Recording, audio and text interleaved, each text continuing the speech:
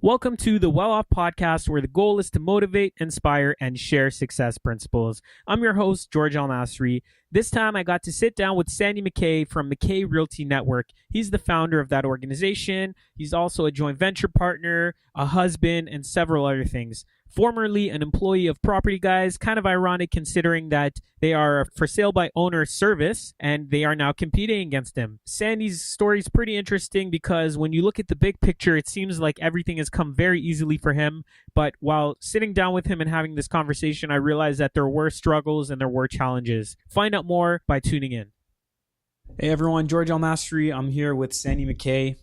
Now, just quickly, I already did a quick introduction, but he's a former private sales consultant, Property Guys.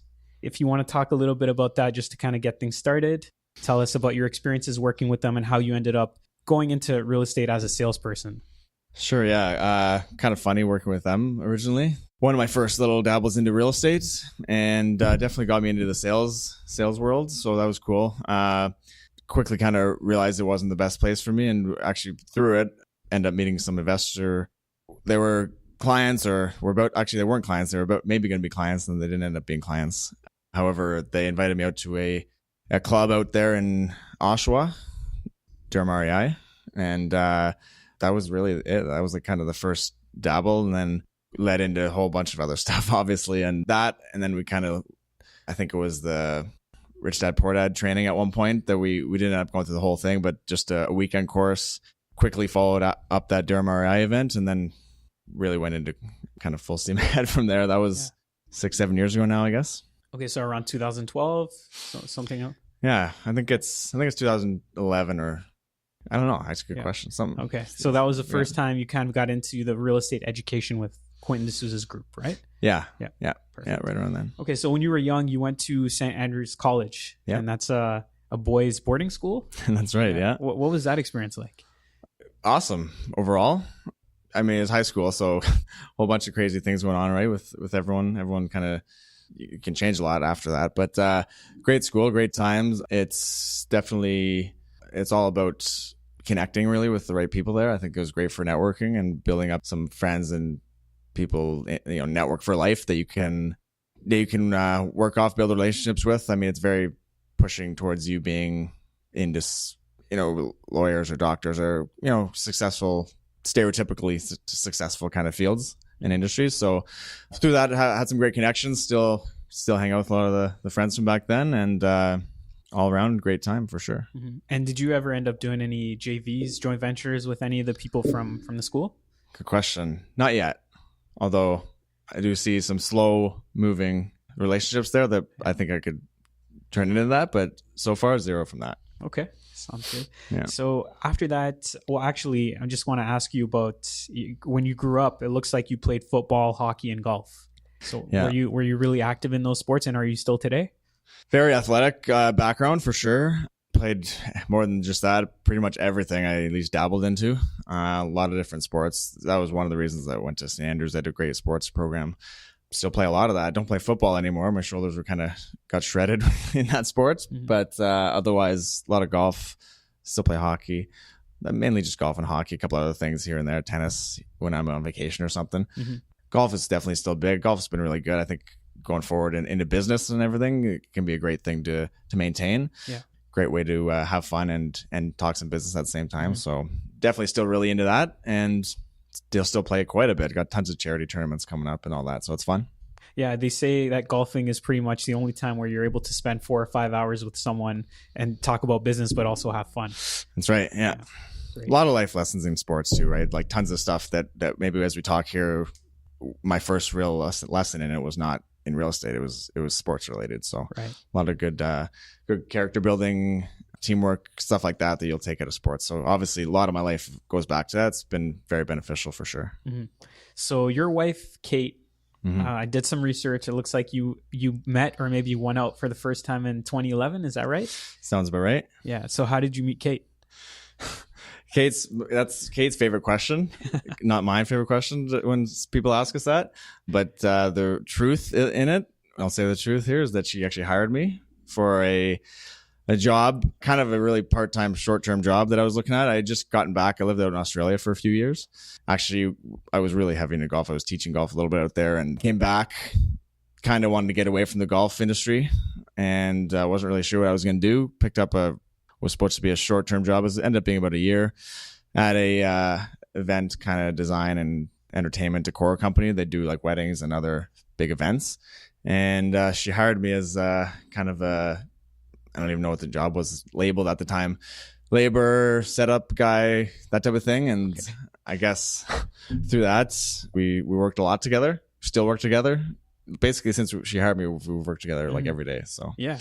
I was going to say, because you complement each other pretty well in terms of your real estate investments. I know she does a lot of the design and kind of laying out rooms, and then you focus, I guess, on acquiring properties and things of that nature. Yeah, exactly. I think obviously we work good together. It's been fun, actually, that relationship. A lot of people always ask us that. How do you stand working and living together and doing everything together in your whole life? It's fun. I think it's a great journey to go on. It's fun to talk about, building the empire type conversations at home throughout the day. I think we're both similar goals and mindset around things. She definitely is totally different personality than me. And I think that helps us. I think that suits us well. She does a lot of the, like you said, very heavily into the design elements and concepts of our projects. She loves doing that stuff. I like watching her do it. I don't really love being involved in it and probably don't have the best flair for design. So yeah, that's it. I'll mostly put together the deals. I'm a little more focused on finding them and working with partners and things like that. And she manages all of our construction and design stuff. So definitely a team effort and lots of fun working together with my wife. Actually, some people are surprised at that, but it's been a good time. Yeah. Well, that's the goal, really, to have fun in your relationship and for some people build a business together. It looks like you've traveled a lot as well. So how has traveling maybe opened up your eyes or helped you in life in general and in your business? Well, I've traveled a little bit. I mean, we've been to a lot of good spots in the world, some wealthier areas and some not so much. I think you can get some great lessons from both sides of things. Obviously, there's a lot of parts of the world that live, a lot more challenging lives than we do here. Very, kind of gives you, makes you feel a lot more grateful for having what we have here in Canada, being able to live in a country like this. And then you also, I've been to some areas that are like uber luxury and wealthy, and you look at that too and you get inspired and you get excited about building stuff for yourself and people in your life. And so I think you can get a lot from both sides of that. Obviously, different cultures and everything as well helps you just understand different perspectives on life and different I'm not a language guy, but even hearing different languages and all that kind of just allows you to understand people's perspectives back here at home. Especially we're so multicultural here, you end up running into people from these areas you visited and maybe understand a little more where they're coming from. It's cool. It's an amazing thing to do, and we love doing it. We want to do more traveling throughout our life for sure. Yeah, it definitely helps you connect with certain people as well if you've experienced their countries. Now, you started your podcast, I believe it was in 2012. Is that right? Yeah. So we'd be at might have been 2013, in around there. So we've been, I think we're getting close to 5 years now. I think probably 2013. Right. So why did you begin your podcast, and where are you now in terms of the growth? Do you have analytics on like how many people are listening to you and how has that helped you? Yeah, definitely. Actually, it was crazy that it's turned into what it is. Rob and I definitely didn't expect it to be what it is today.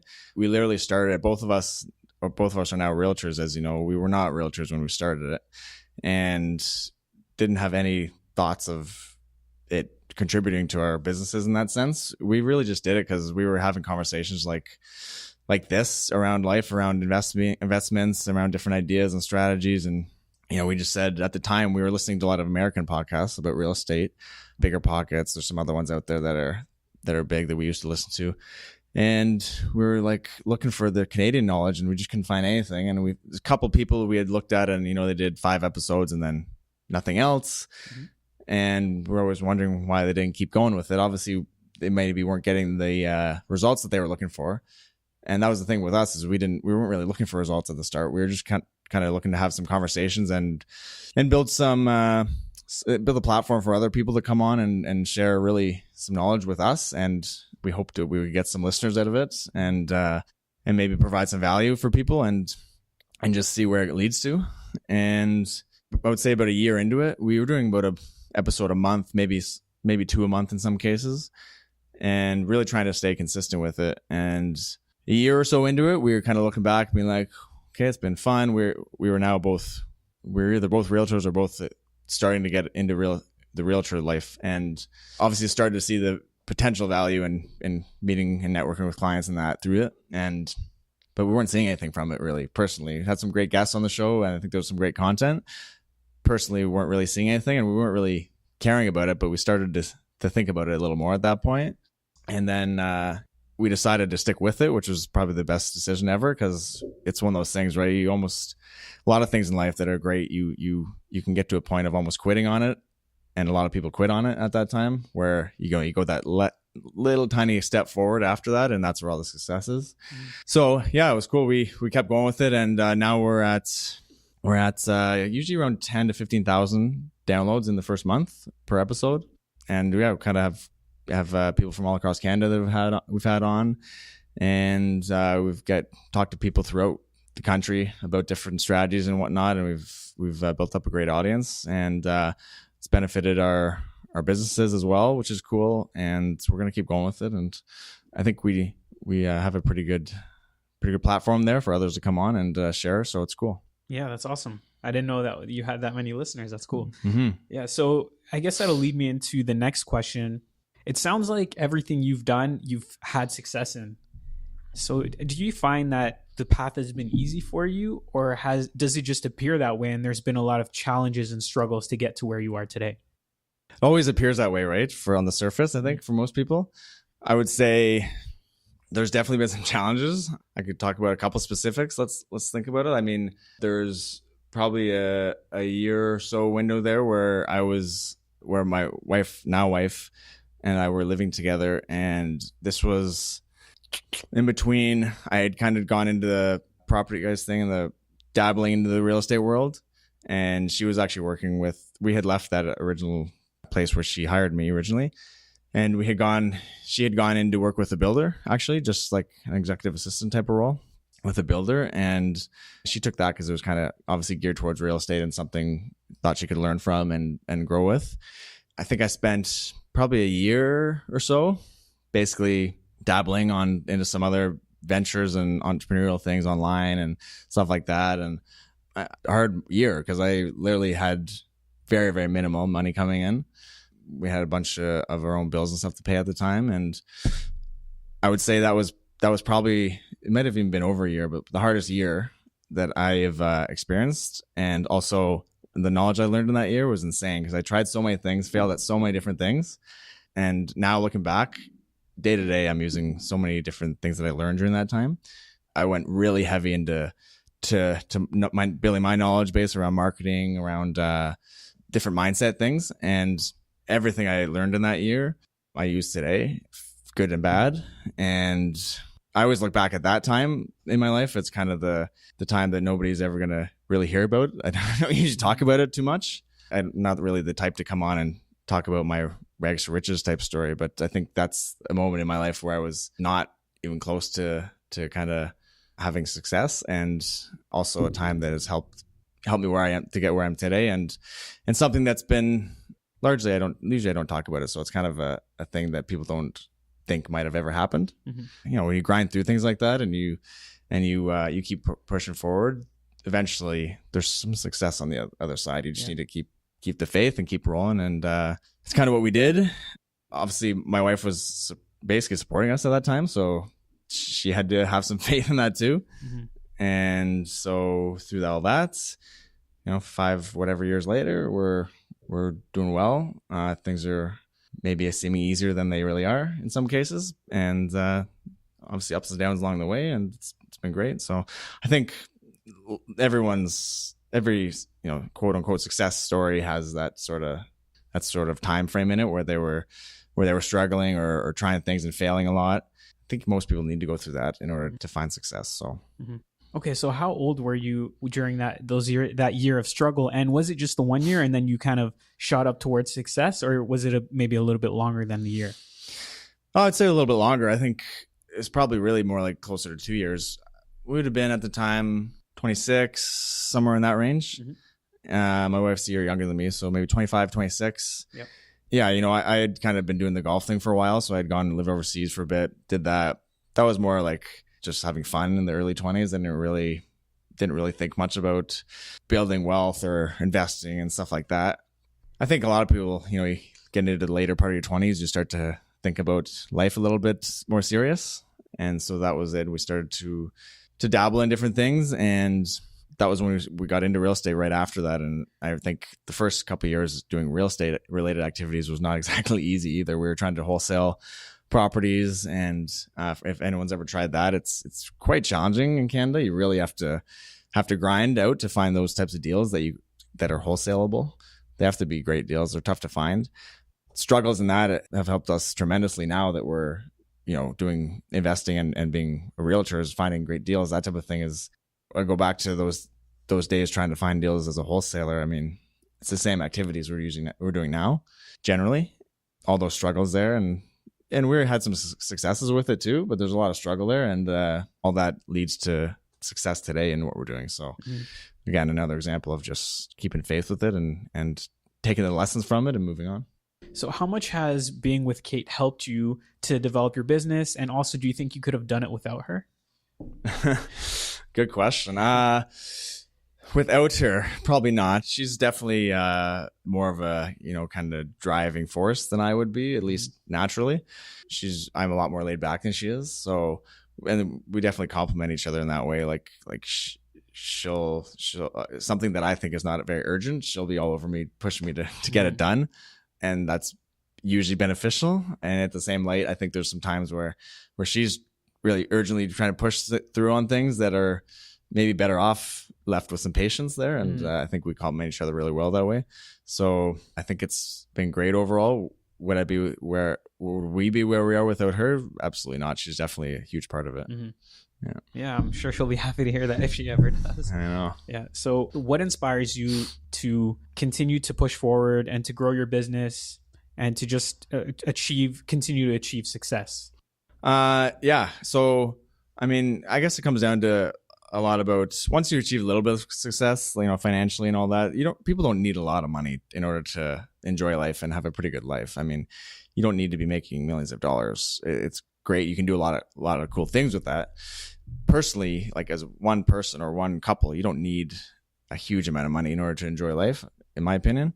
But you can't really help others. You can't really feel totally fulfilled, I don't think, without being able to pour into others in life. And I think through having some employees and people that work with us now and being able to build opportunities for them and see them succeed, I think that's been the driving force for us for the last few years, is just being able to help others and then seeing them get to a point, go from a point where they don't have much and then to a point where they're being able to help others do the same thing. And it's just, to me, that really energizes me and gives me a good reason to wake up in the morning. And also, we're working on some charitable things in the future. And I think that's going to be a big part of it going forward too, that will help us feel, really it's all about fulfillment. I think once you've achieved a little bit of success, is feeling fulfilled. And that's what we are really focused on day to day. And it's just helping others do the same type of thing that we've done. Mm-hmm.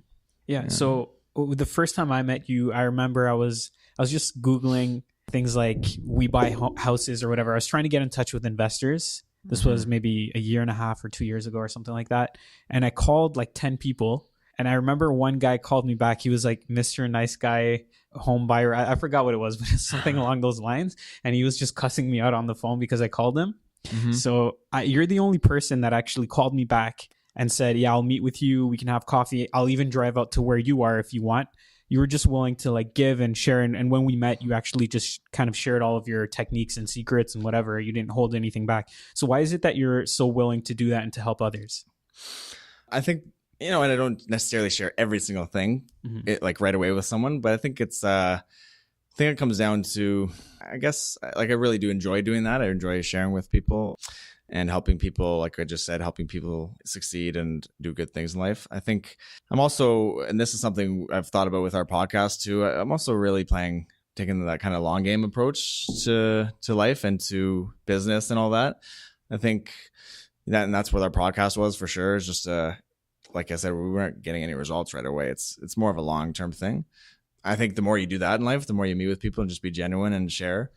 Who knows when it's gonna come full circle, but eventually when you do that enough times in life, there's a lot of people out there that are going to support you.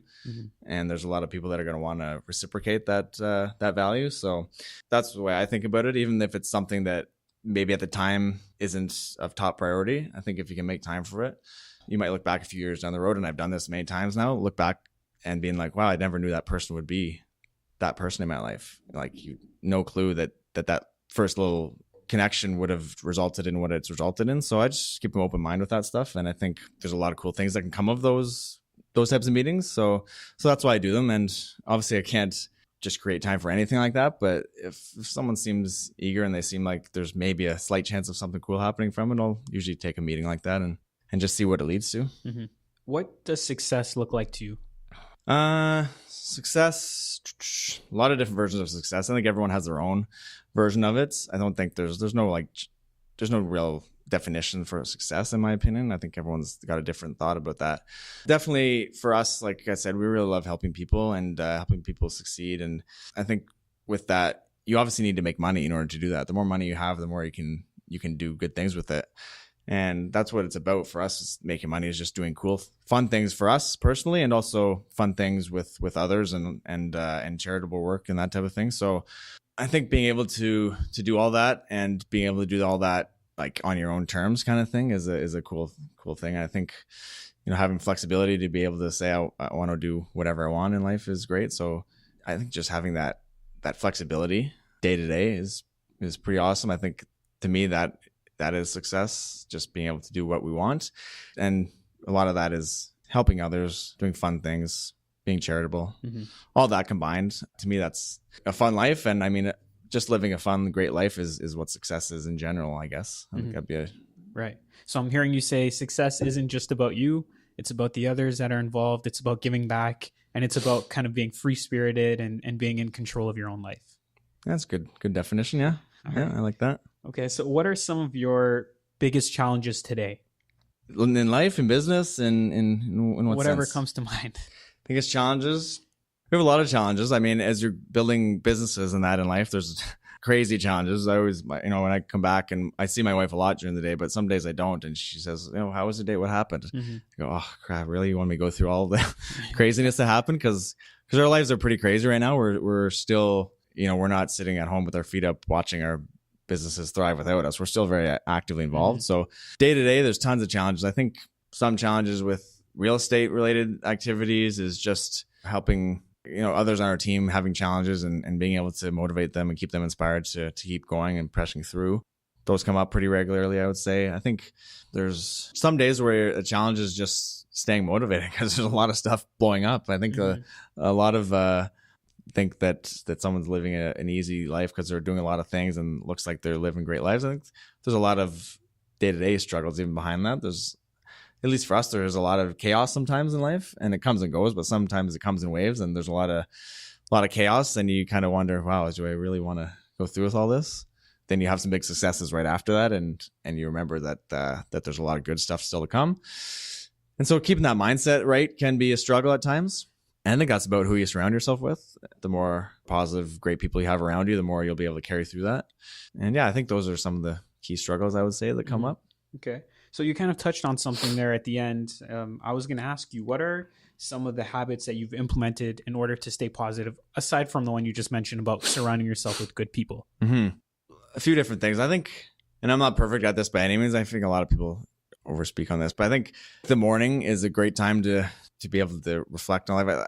If you've read The Miracle Morning, or if you've heard the Miracle Morning book, I'm definitely not perfect with that, but I do follow that some days. If it's kind of in spurts, I'll go pretty good with that for a few weeks and then trail off it. But you can do a lot in the morning that'll help you throughout the day. Working out in the morning for me is great. I feel a lot more energized throughout the day.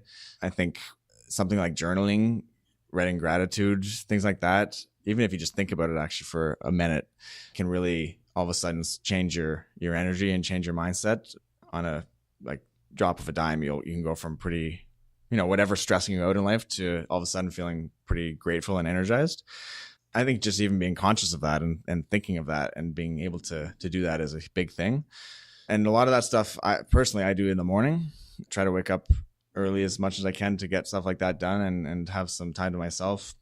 Even though we don't have kids or anything, I still find morning is the one time where I can kind of have my thoughts to myself, not getting blown up with phone calls or texts and that type of thing. Mm-hmm. So try and get all that stuff done in the morning. I think that's a big habit to get into. Mm-hmm. That is not easy for most people. Most people don't necessarily enjoy waking up at 5 or 5:30.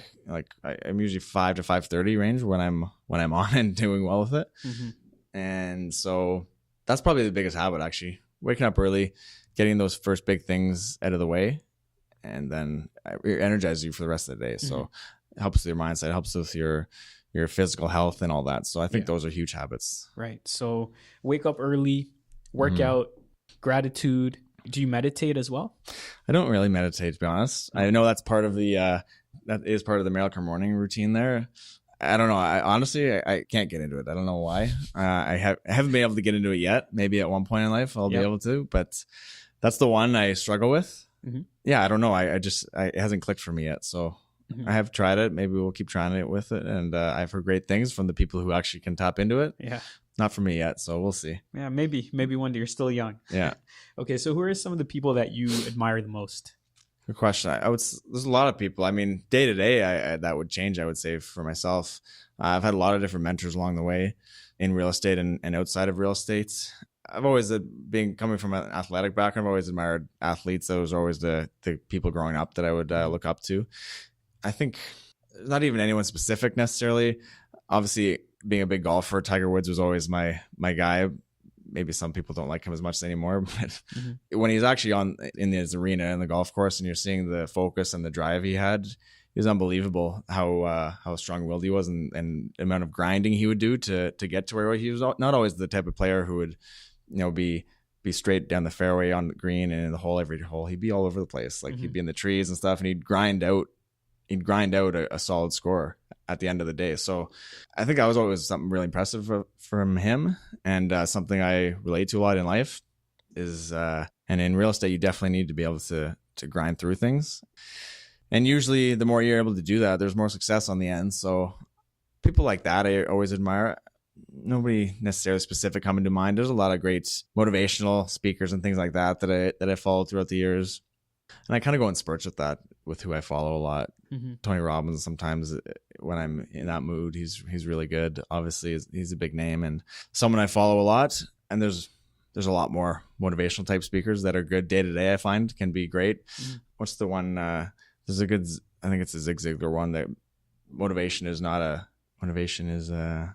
forgetting the quote exactly, but it's a daily habit. Yeah, it's not something bathing doesn't last. That's why you do it every day. Yeah. Same with motivation, something along those lines. We butchered it, but yeah. You know what I mean? It's something you need every day. It's not like it's just a state that you're constantly in. It's something you need to keep, and multiple times a day you need to keep doing it. So I constantly follow people like that. Zig Ziglar is a great one in the personal development space that has some phenomenal books, quotes, videos, all that type of stuff. Cool.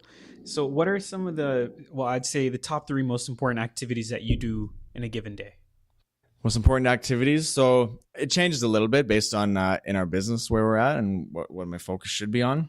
Definitely within the businesses, we're doing a lot of more managerial type activities and also recruiting for talent and people that we want to get into business with. Like I kind of said earlier, that the people in your life are really important because they'll really help you get through the tougher times.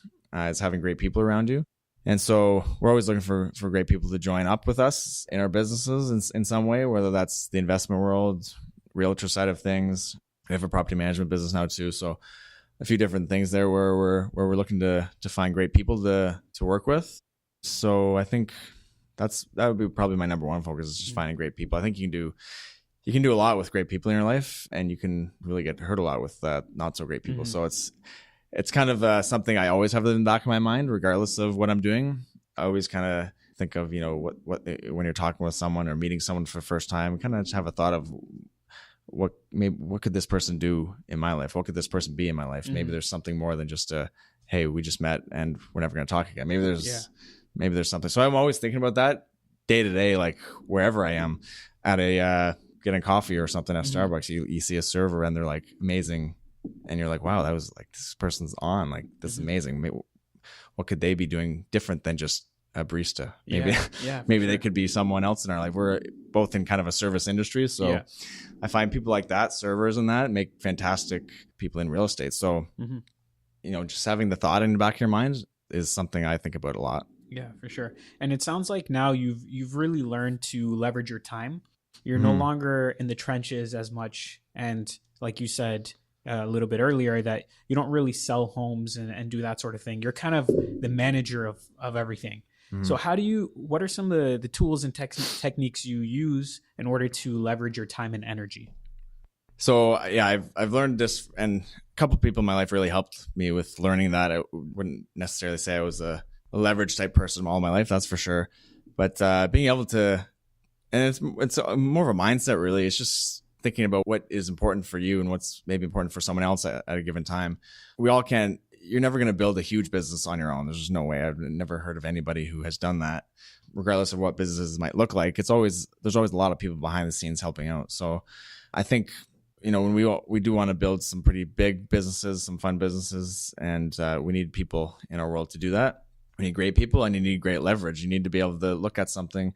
So most of the times, the day if something comes up, is coming to me and like needing my attention, I usually think about maybe who else could do this for me, or who else could do this for us, and is this something really I should be doing, or should I be leveraging this to someone else, because this is in someone else's top 20% activity and it's not mine. So it's a difficult kind of change of mindset for most people. Most people don't necessarily have that initially. I think a lot of people, especially in real estate, they just want to tackle everything, and they think that they're the one person that can handle everything, and no one's going to do as good a job as they do. I definitely understand where that mindset comes from.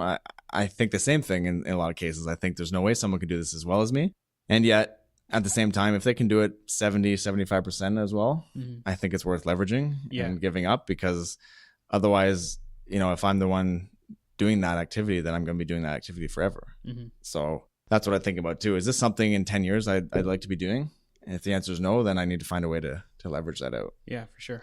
And there's someone else who hasn't done that, who could learn that and do it probably better than I could in due time. Maybe they're not going to be as good at me at the start, but as the more they do it, the more they'll get better at it. And then the more I can focus on something else that's going to hopefully ultimately help that person go farther too. Yeah, for sure. Yeah. So you've learned to really kind of give up the tasks that you don't need to be doing, always thinking about the highest and best use of your time. And that kind of shows, because right now, I know you're not 100% sure, but I think your website shows that you've got 11 members on your team and growing. Yeah. So your business has grown a lot. And would you credit most of that due to the fact that you've been able to leverage others? I think it's one of the biggest things for sure. I would say leverage is a key thing that people miss out on a lot. And I think it slows you down by not learning that technique. And, it's just impossible to do anything on your own. So if everything you're doing in life, if you're constantly doing that one thing, you're always going to be doing it. You need to be able to give it up at some point. It's very hard to give it up because people are perfectionists, or they want to get it done exactly the way they want to get it done, and as well as they do it. And it's like I said, it's a mindset to get over that. You need to be okay with things maybe not being quite as good as you would want them.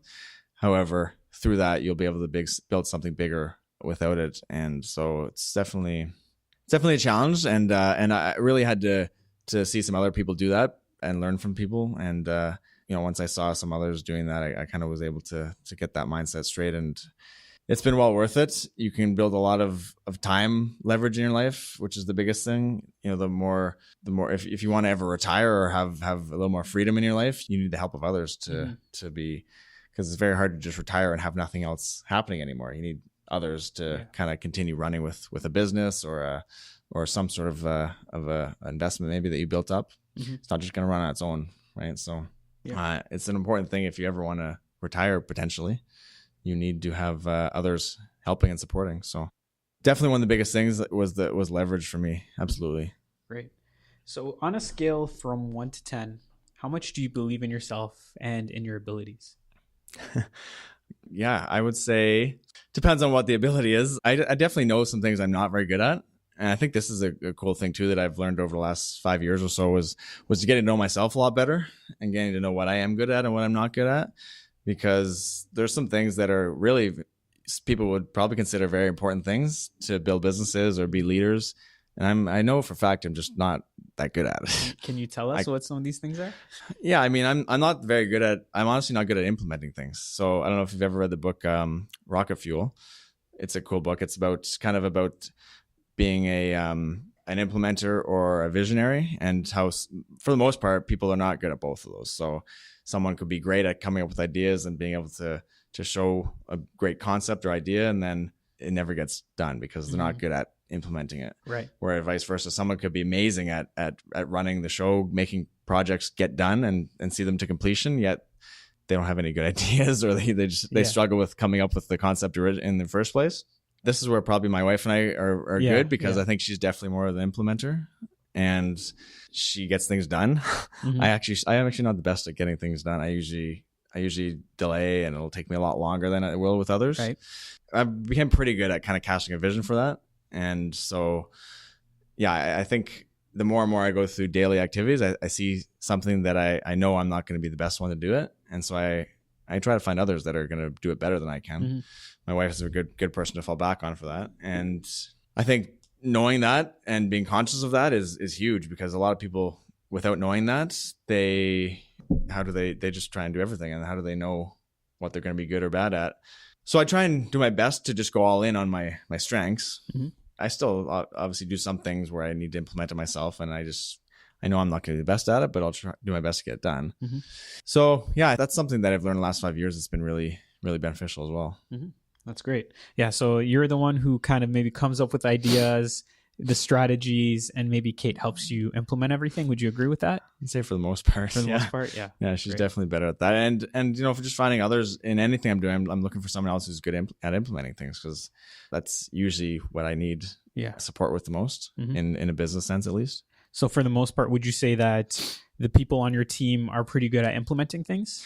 Yeah, I mean, not everyone's that personality necessarily. You need kind of the key people. I need the key people to be that in our businesses. You don't need everybody to go off that model, but as you get more and more people, obviously not everyone's going to be the same characteristics and same qualities. But generally, I need at least one go-to person who's going to be good at the implementation side of things. Yeah. Great. Okay, so we'll get into a segment that I call the Random Five. So I'm just going to ask you some kind of rapid fire questions, 5 of them. Just tell me whatever comes to mind at first. Cool. So the first one would be, what's your favorite sports team, or who's your favorite athlete?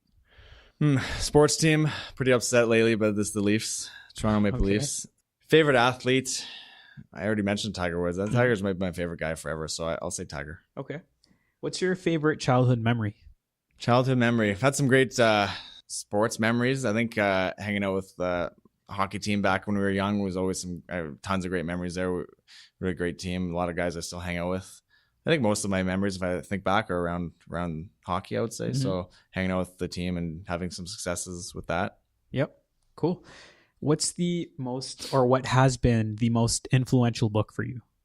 Most influential book, because it is probably I read this one very early, and it's a very, very typical answer, I guess. Rich Dad, Poor Dad.